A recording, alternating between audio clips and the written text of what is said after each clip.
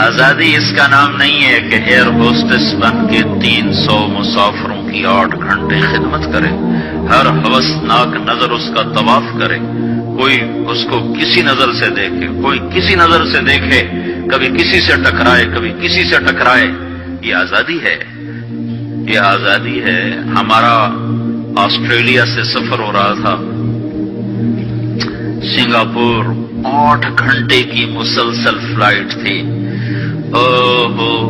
بڑا جمبو جہاز، اور وہ لڑکیاں ادھر بھاگ رہی ادھر بھاگ رہی۔ ایک مجھے وہاں خیال آیا، دوسری دفعہ ہمارا سفر نیو یارک سے تھا، نیو یارک سے ہم چلے اور قاہرہ ہم اترے۔ قاہرہ 11 گھنٹے کا مسلسل جہاز کا سفر، مسلسل 11 گھنٹے ایک ٹانگ پہ کھڑے ہو کے لڑکیاں بھاگ رہی، وہ لڑکے ایئر ہوسٹس بھاگ رہی ہیں، اور اس کے ساتھ 300-350 کا مسافر جہاز ہے۔ ہر نظر ان کو طواف بھی کرتی ہے، بلاتی بھی ہے، پکارتی بھی ہے۔ اور ایک لڑکی گھر بیٹھ کر اپنے خامند کی خدمت کرتی ہے، اپنے بچوں کو پالتی ہے، اور اس کا خامند اس کو باہر سے کما کے لا کے دیتا ہے اور اسے گھر میں عزت کے ساتھ رکھتا ہے۔ اس کا نام غلامی رکھا، اس کا نام آزادی رکھا۔ ہوٹل میں وہ چائے سرو کر رہی ہے، یہ آزادی ہے۔ اور وہ کاؤنٹر پہ جنرل سٹور پر 8 گھنٹے کھڑے ہو کر وہ سارا دن تھکن سے چور ہو جاتی ہے، پھر اس نے گھر جا کے کھانا خود تیار کرنا ہے۔ وہ گھر میں اس کا خامند کوئی نہیں بیٹھا، وہ بوائے فرینڈ ہے، وہ آج اس کے ساتھ ہے، کل کسی اور کے ساتھ ہوگا۔ ایک ڈرامہ رائٹر تھے اشفاق احمد خان رحمت اللہ علیہ، میری ان سے اچھی دوستی تھی۔ تو جب ایک دفعہ ہماری ان سے ملاقات ہوئی، جنید جمشید نے ان دنوں تازہ گانا چھوڑا تھا، توبہ کی تھی، تو وہ ابرار مجھے ملنے کے لیے، ابرار یہ جو آج کل گانے کا تھا، وہ مجھے ملنے کے لیے آئے۔ تو ہم ایک گھر میں تھے، تو وہ اشفاق صاحب کہنے لگے کہ میں اس تبلیغ کے کام سے متاثر ہوا انگلینڈ میں، کہ ہم ایک پارک میں بیٹھے تھے، ایک جماعت آئی تبلیغ والوں کی، انہوں نے آ کے مغرب کی اذان دی، نماز شروع کر دی۔ 15-16 لڑکیاں وہاں کھڑی تھیں۔ ایک نماز ختم ہوئی تو لڑکیاں آگے بڑھی، تو میں نے اپنی بیوی سے کہا چلو ہم بھی چل کے سنیں یہ کیا کہتے ہیں۔ تو جب وہ پہنچے ہم وہاں، تو وہ لڑکی نماز پڑھانے والے سے کہہ رہی تھی آپ انگلش جانتے ہیں؟ اس نے کہا جانتا ہوں۔ کہا آپ نے کیا کیا ہے؟ کہا ہم نے عبادت کی ہے۔ اس لڑکی نے کہا آج تو اتوار نہیں۔ انہوں نے کہا ہم دن میں 5 دفعہ پڑھتے ہیں، 5 دفعہ۔ مجھے نہیں پتا ان بچیوں میں کتنی ہیں جو 5 دفعہ نماز پڑھتی ہیں، شاید کم ہی ہوں گی۔ اللہ کرے تم سب کو یہ دولت نصیب ہو جائے۔ یاد رکھنا، سجدوں میں سر رکھے بغیر نہ کبھی کسی نے اللہ کو پایا نہ پا سکتا ہے، اور سجدوں میں آنسو بہائے بغیر نہ کبھی کسی نے دل کی دولت کو سمیٹا ہے نہ کوئی سمیٹ سکتا ہے۔ یہ دل کا چین و سکون میرے اللہ کی قسم پیشانی کو زمین پر رگڑنے میں ہے، اور اس پیشانی پر آنسو بہانے میں ہے۔ باتوں سے بات نکل آتی ہے۔ جنید جمشید 1997 میں سب سے پہلے مجھے ملا، مجھ سے کہنے لگا مولوی صاحب ایک پاکستانی جس گلیمر کو خوابوں میں دیکھتا ہے، جس زندگی کا خواب دیکھتا ہے، وہ زندگی مجھے حاصل ہے۔ میرے پاس دولت بھی ہے، عزت بھی ہے، شہرت بھی ہے، چاروں طرف میری زندگی رقص کرتی ہے، لیکن اس کے باوجود میرے اندر اندھیرا ہے، خلا ہے۔ میں اس کے الفاظ بڑے خوبصورت، کہنے لگا میں وہ کشتی ہوں جس کا کوئی ساحل نہیں۔ اللہ اکبر! یہ کیا وجہ ہے؟ مجھ سے کہنا کہ یہ کیا وجہ ہے، ایسا کیوں ہے؟ میری تو ہر خواہش مجھے حاصل ہے۔ اور بالکل یہی بات چند لفظوں کی تبدیلی کے ساتھ مجھے سعید انور نے کہی جب وہ 3 دن کے لیے ہمارے ساتھ نکلا پہلی دفعہ۔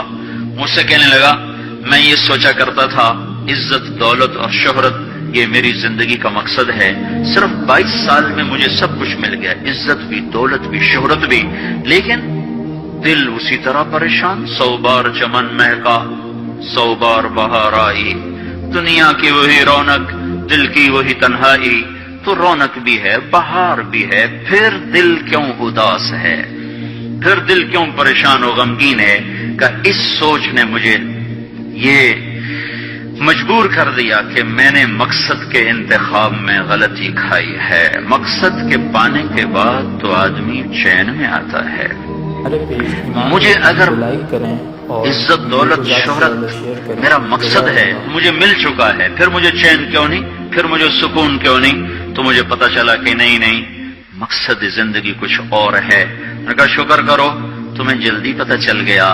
بعضے تو زندگی گزار جاتے ہیں اور انہیں موت تک نہیں ہوش رہتا کہ میں کیوں آیا تھا اور میرا کیا مقصد تھا۔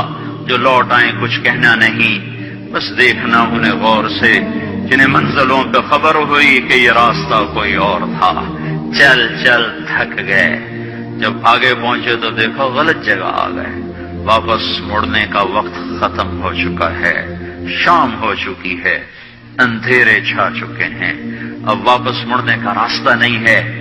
شکر کرو کہ اللہ تعالیٰ نے ہمیں ایمان کی دولت عطا فرمائی، اور تم 22 سال کی، تم جلدی 30 برس کی عمر میں ہی تمہیں ہوش آ گیا کہ نہیں میری زندگی کا مقصد کوئی اور ہے۔ اس نوجوان نے کہا ہم دن میں 5 نمازیں پڑھتے ہیں۔ اس لڑکی نے کہا یہ تو بہت زیادہ ہے۔ اس نوجوان نے کہا، لمبی خیر بات ہو جائے گی، آخری بات بتاتا ہوں۔ تو جب وہ بات ختم ہو گئی تو اس لڑکی نے آگے ہاتھ بڑھایا کہ اچھا خدا حافظ۔ تو اس نوجوان نے کہا میں آپ کو یہ ہاتھ نہیں لگا سکتا۔ اس لڑکی نے کہا کیوں؟ کہا یہ ہاتھ میری بیوی کی امانت ہے، یہ صرف اسی کو چھو سکتا ہے اور کسی کو نہیں چھو سکتا۔ تو لڑکی کھڑی تھی، اس کی چیخ نکلی اور زمین پہ گر گئی اور اس کی ہچکیاں لگ گئی اور وہ پھوٹ پھوٹ کے رونے لگی اور کہنے لگی وہ لڑکی کتنی خوش قسمت ہے جس کے تم خامند ہو، کاش یورپ کے مرد بھی ایسے ہوتے۔ اور روتی ہوئی آنسو بہاتی ہوئی اٹھ کے چل دی۔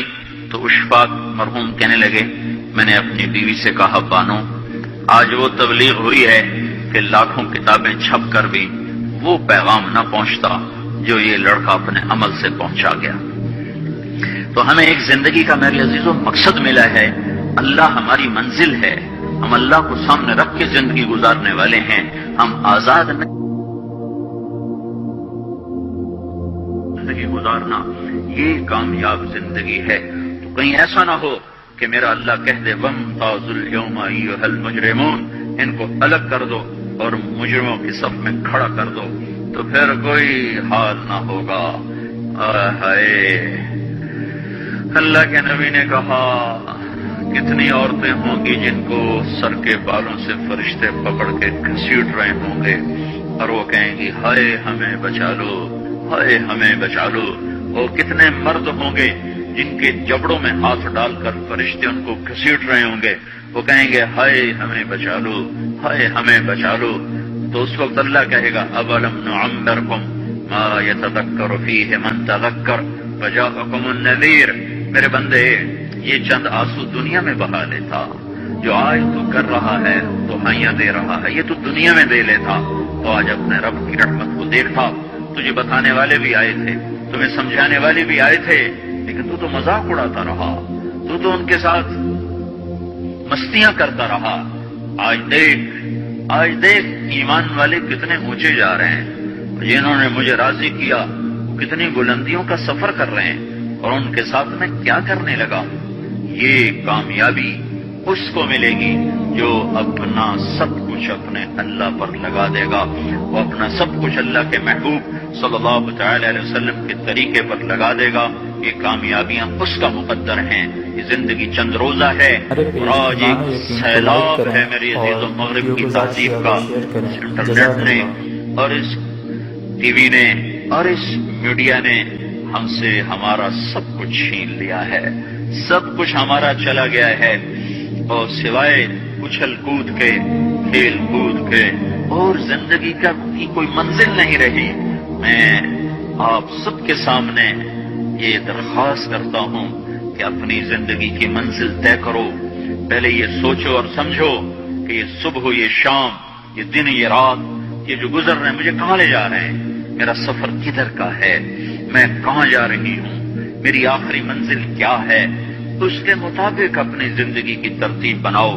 میرے آپ کے نبی نے فرمایا الکیس من دان نفسہ وعمل لما بعد الموت، سمجھدار وہ نہیں جو مشہور ہو جائے جو عزت اور دولت کو اکٹھا کرے، سمجھدار وہ ہے جو اپنی آخرت کا سامان تیار کرے اور اپنی موت کی تیاری کرے۔ اس پر جو جم جائے گا وہ دنیا اور آخرت میں کامیاب ہے، جو اس سے ہٹ جائے گا وہ ہلاک و برباد ہے۔